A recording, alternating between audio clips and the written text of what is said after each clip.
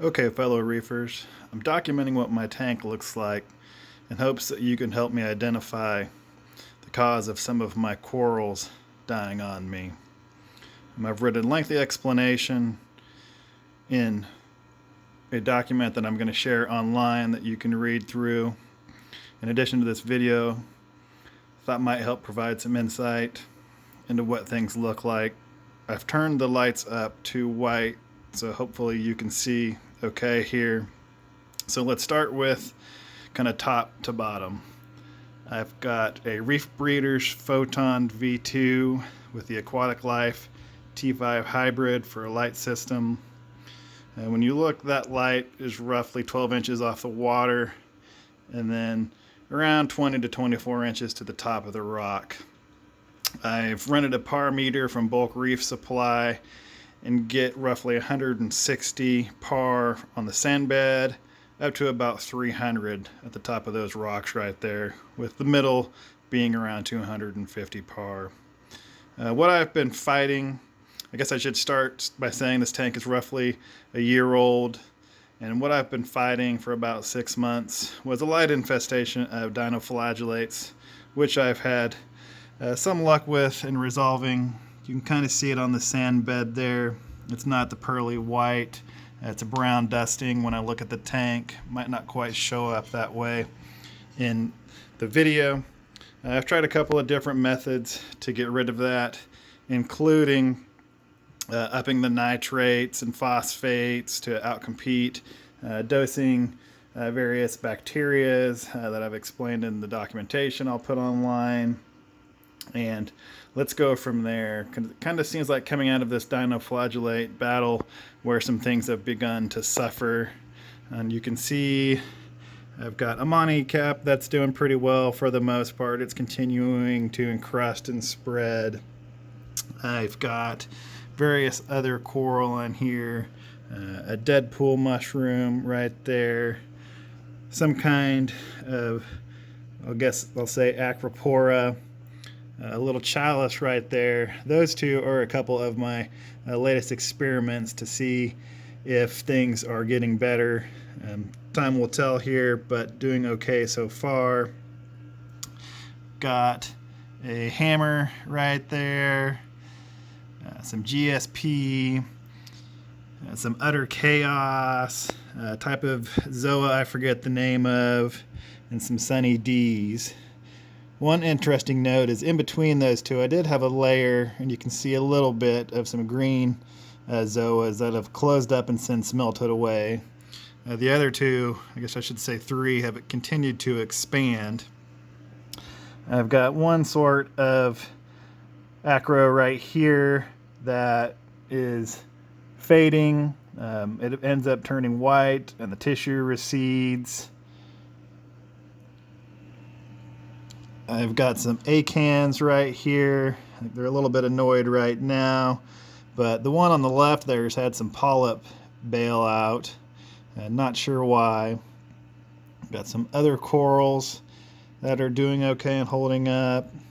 The mushrooms seem to enjoy the environment. One big eyesore back here is the Christmas tree fabia. This guy used to be, full and vibrant. You can see it's melting away. It's got some cyano growing on it. And it's actually got a stylophora pore must have got on there somehow, and it's starting to grow out. I don't think that's the issue of maybe it irritating. This started up kind of at the sand bed and started melting away. Got another hammer there that's doing just fine. Ghani's loving life. You can see that I've got a candy cane that's not happy at all. He's been suffering for quite some time. Got a scolia in here. I'm afraid I'm fighting a losing battle with this one. It still does attempt to feed, and I'll give it some mysis shrimp, but it has never blown up very full in my tank. Some other candy canes here that aren't as puffy as they should be. And I used to think that when I was having nitrate issues in my tank, these dead pool mushrooms, they would shrivel up real small, so they've always been kind of the canary in the coal mine. They're full now, so I thought I was back on track, but still not getting quite what I want to see out of the Acropora. Here's another one in my tank. You can see the tips were white, but now algae's encrusted them. Don't think it's going anywhere. There's a little blasto right there that does okay. That part right in the middle is the remnants of a Hollywood Stunner chalice, I think it was. Ended up dying, and there was a big chunk in the middle that I took out. The outside edges are doing okay, but coralline's starting to grow over them, so I'm guessing it doesn't have much life left. There's another Montipora back here that's doing okay. Let's see, walking dendro doing okay. Then a frog spawn doing okay as well. The one thing of note, I'll pause right here. I don't know if it's a sign of stress or not, but this used to be one rainbow bubble tip anemone. It's since split 4 times. I've got 5 of them now. There is a stick right there that's unfortunately glued. I could probably break it off and move it, but you can see it's got some tissue necrosis on it. You might be suspecting that the anemones have stung it, but it's been that way for quite some time. Back when I only had one of these anemones, and that anemone lived clear over in the corner. This one was already on its way out.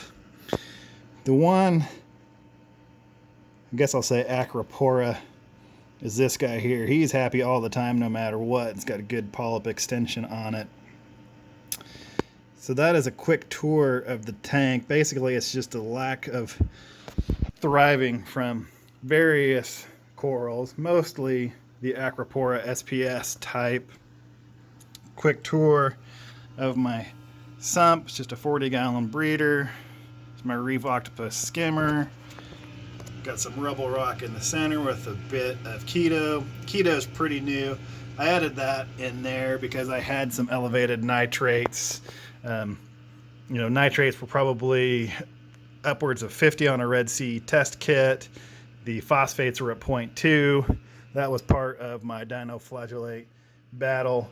I added that in there to help maybe maintain or bring that down a little bit. It's still about the size I've had it in there, but it's only been in there for a week and a half or so. And then just the return section there. Got 2 MP40s for flow, 1 on each side, then an MP10 in the back, just blowing straight across the middle. Pretty standard return pump, just a Vectra S1. Oh, and you might have caught it in the video, but I do have a 25-watt UV light running to help compete with those dinos and fight them off. So again, just a quick look. I'd appreciate it if you guys might have some tips. I did check for current in the tank with a voltmeter I bought. There's no current in there that's causing any issues. I have no fish that pick on corals that might be causing them to recede. I just think it's got to be something in the water quality. I do have a little bag of carbon hanging in the tank, and that really is the gist of it, guys. So I would appreciate some thoughts and input, and wish me luck. Thanks.